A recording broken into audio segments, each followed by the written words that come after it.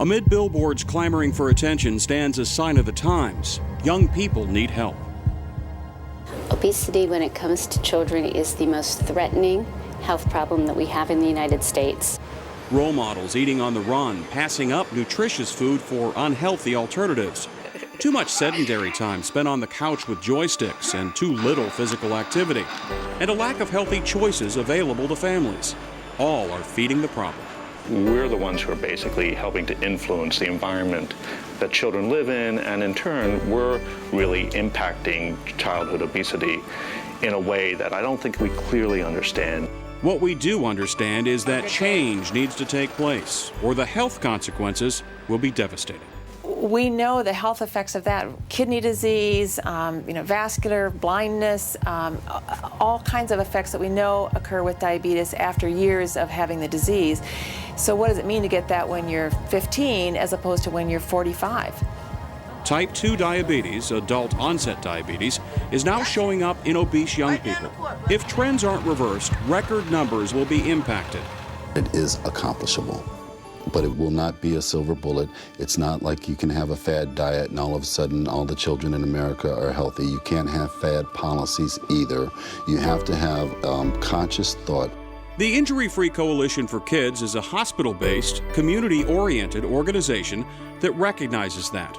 3/4 of its 43 sites located in the country's 10 federal trauma regions are working to make necessary changes in the communities they serve. 8 of them are carrying out intensive efforts funded by the Robert Wood Johnson Foundation. We are committed to change policy, not only to prevent injuries, but also to prevent obesity. And those policies will be safe play areas, safe activities for children, and healthy eating for children in the schools, and teaching families and giving them access to healthy foods. The Obesity Prevention Program uses the ABCs of injury prevention: analyzing data, building coalitions, and communicating the problem to develop interventions and evaluate the programs. Rather than using a cookie-cutter technique and using programs that might work in one place and trying that in another place, injury-free sites use individualized techniques for each one of their communities. In Arkansas, Injury-Free Little Rock is out in front when it comes to stemming the tide of obesity among children. Arkansas is the only state where monitoring the body mass index of every student is mandated. The problems with the programs in the past is that the children just aren't getting enough of the actual interventions in order for it to have the physiologic change that we want to achieve. Knowing that, Injury-Free Little Rock made year-round intense physical activity a major part of the program there. 39 seconds, move it! Young people participate in a range of physical activities, and pedometers track their efforts. Someone give me some ideas of what some grains are. You're supposed to eat grains. Go ahead, sir. In addition, healthy snacks provided by the school district give an opportunity to teach healthy eating. 10-year-old Noah says it's fun, but he's taking it seriously. I'm just trying to get a little bit more fit and just trying to lift a little bit more weights and everything. Noah's mother says the physical and emotional changes in her son are an inspiration to her. It's really increased his confidence. He's much more conscious of what he eats, and for better or for worse, he's more conscious for what I eat too. He just monitors us all, and I credit the program for that. With no gym, students at Duke Ellington School in New York exercise in class. This could grow on me, but those are delightful. Outside, parents, teachers, and the community can taste and buy healthy food at a farmer's market made possible by Injury-Free. For some, it's their only access to fresh vegetables. You can go downtown and find the greatest vegetables, the greatest fruit at affordable prices, and go a little bit further uptown, and people aren't given the same opportunities. In Hartford, the people of Frog Hollow know all too well that the neighborhood in which you live can make a big difference in the kind of food you get. Most of the families here will pay someone to drive them outside of the city to do their food shopping. The Hartford food system and Injury-Free Hartford knew that creating access to healthy foods was a big part of the answer. That's the way to improve their health. They don't have it next door, so they walk around the corner and they get whatever they're looking for. Nearly all of the bodegas have pledged their support to create change. This one, owned by Alfonso Lopez, is among them. And I want to be part of the program, to try to help the people how to eat better. Lopez offers fresh vegetables and fruit and added 1% and 2% milk along with other healthy choices. As others join him, they'll receive a sticker to place in their store window saying this is a good place to shop for healthy food. We're gonna sing a little song about the place we love the most. In Portland, young people are growing their own food.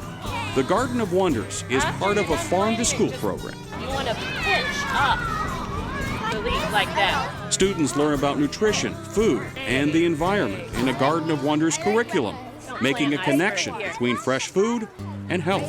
It has a bunch of vegetables that they get for the salad bar and all that stuff. Ingredients for the salad bar come directly from the garden, along with other vegetables that are all cooked on site in a scratch kitchen.